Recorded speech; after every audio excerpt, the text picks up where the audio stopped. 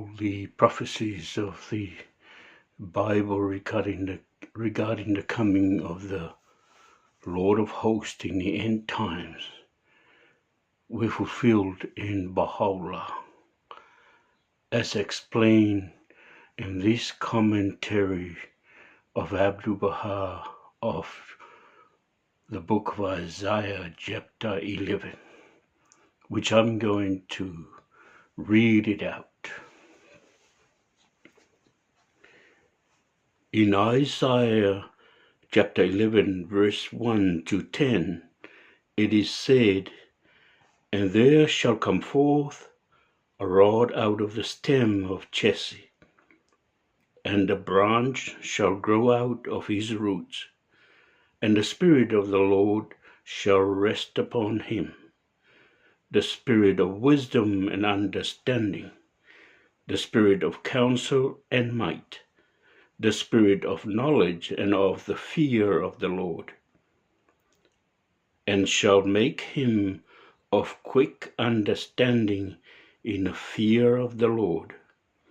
And he shall not judge after the sight of his eyes, neither reprove after the hearing of his ears, but with the righteousness shall he judge the poor, and reprove with equity for the meek of the world of the earth. And he shall smite the earth with the rod of his mouth, and with the breath of his lips shall he slay the wicked, and the righteousness shall be the girdle of his loins, and faithfulness the girdle of his reins. The wolf also shall dwell with the lamb, and the leopard shall lie down with the kid, and the calf and the young lion and the fatling together, and the little child shall lead them, and the cow and the bear shall feed their young ones shall lie down together, and the little child shall lie down together, and the lion shall eat straw like the ox, and the suckling child shall play on the hole of the asp, and the weaned child shall put his hand on the cockatrice den. They shall not hurt or destroy in all my holy mountain, for the earth shall be full of the knowledge of the Lord, and the waters, as the waters cover the sea. This rod out of the stem of Jesse might be correctly applied to Christ, for Joseph was the descendant of Jesse, the father of David. But as Christ found existence through the Spirit of God, he called himself the Son of God. If he had not done so, this description would refer to him. Besides this, the events which he indicated as coming to pass in the days of that rod, if interpreted symbolically, were in part fulfilled in the day of Christ, but not all. And if not interpreted, then decidedly none of these signs happened. For example, the leopard and the lamb, the lion and the calf, and the child and the asp are metaphors and symbols for various nations, peoples, antagonistic sects, and hostile races, who are as opposite and inimical as the wolf and lamb. We say that by the breath of the Spirit of Christ, they found concord and harmony. They were vivified and they associated together. But they shall not hurt nor destroy in all my holy mountain. For the earth shall be full of the knowledge of the Lord, as the waters cover the sea. These conditions did not prevail in the time of the manifestation of Christ, for until today various and antagonistic nations exist in the world. Very few acknowledge the God of Israel, and the greater number are without the knowledge of God. In the same way, universal peace did not come into existence in the time of Christ. That is to say, between the antagonistic and hostile nations, there was neither peace nor concord. Disputes and disagreements did not cease, and reconciliation and sincerity did not appear. So even at this day, amongst the Christian sects and nations themselves, enmity, hatred, and the most violent hostility are met with. But these verses apply word for word to Baha'u'llah. Likewise, in this marvelous cycle, the earth will be transformed and the world of humanity arrayed in tranquility and beauty. Disputes, quarrels, and murders will be replaced by peace, truth, and concord.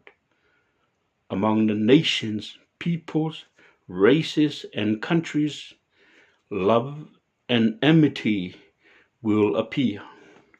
Cooperation and union will be established, and finally war will be entirely suppressed. When the laws of the most holy book are enforced, contentions and disputes will find a final sentence of absolute justice before a general tribunal of the nations and kingdoms, and the difficulties that appear will be solved. The 5 continents of the world will form but one. The numerous nations will become one. The surface of the earth will become one land, and mankind will be a single community. The relations between countries, the mingling, the union, and friendship of the peoples and communities will reach to such a degree that the human race will be like one family and kindred. The light of the heavenly love will shine, and the darkness of enmity and hatred will be dispelled from the world. Universal peace will raise its tent in the center of the earth, and the blessed tree of life will grow and spread to such an extent that it will overshadow the east and the west. Strong and weak, rich and poor, antagonistic sects and hostile nations, which are like the wolf and the lamb, the leopard and the kid, the lion and the calf, will act towards each other with the most complete love, friendship, justice, and equity. The world will be filled with science, with knowledge of the reality of the mysteries of beings, and with the knowledge of God. Now consider in this great century, which is the cycle of Baha'u'llah, what progress science and knowledge have made, how many secrets of existence have been discovered, how many great inventions have been brought to light, and are day by day multiplying in number. Before long, material science and learning, as well as the knowledge of God, will make such progress and will show forth such wonders that the beholders will be amazed.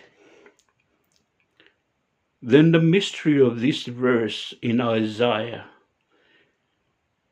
"For the earth shall be full of the knowledge of the Lord," will be completely evident. Reflect also that in the short time since Baha'u'llah has appeared, people from all countries, nations, races have entered into the shadow of this cause. Christians, Jews, Zoroastrians, Buddhists, Hindus, and Persians all associate together with the greatest friendship and love, as if indeed these people had been related and connected together, they and theirs, for 1,000 years. For they are like father and child, mother and daughter, sister and brother. This is one of the meanings of the companionship of the wolf and the lamb, the leopard and the kid, and the lion and the calf. One of the great events which is to occur in the day of the manifestation of that incomparable branch is the hoisting of the standard of God among all nations, meaning that all the nations and tribes will come under the shadow of this divine banner, which is no other than the lordly branch itself, and will become a single nation. The antagonism of faiths and religions, the hostility of races and peoples, and the national differences will be eradicated from amongst them.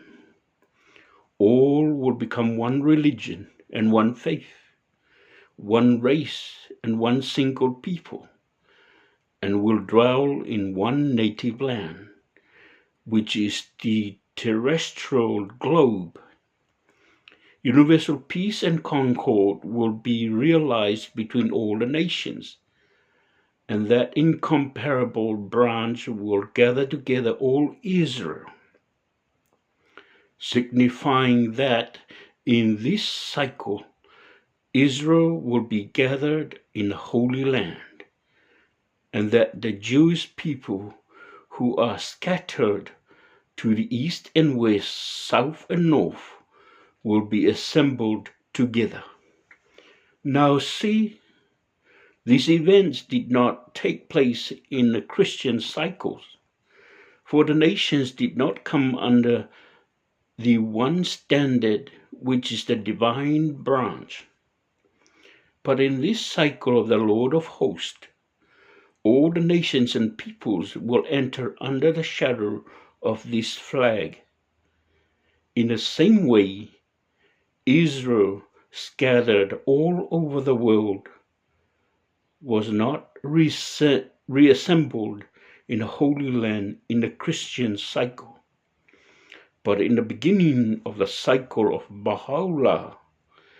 This divine promise, as is clearly stated in all the books of the prophets, has begun to be manifest. You can see that from all the parts of the world, tribes of Jews are coming to the Holy Land. They live in villages and lands which they make their own, and day by day, they are increasingly to such an extent that all Palestine will become their home. Thank you, and I wish you well. Whaftai lava, manuela whafongfong maimula whasausaunga Samoa. Soifua.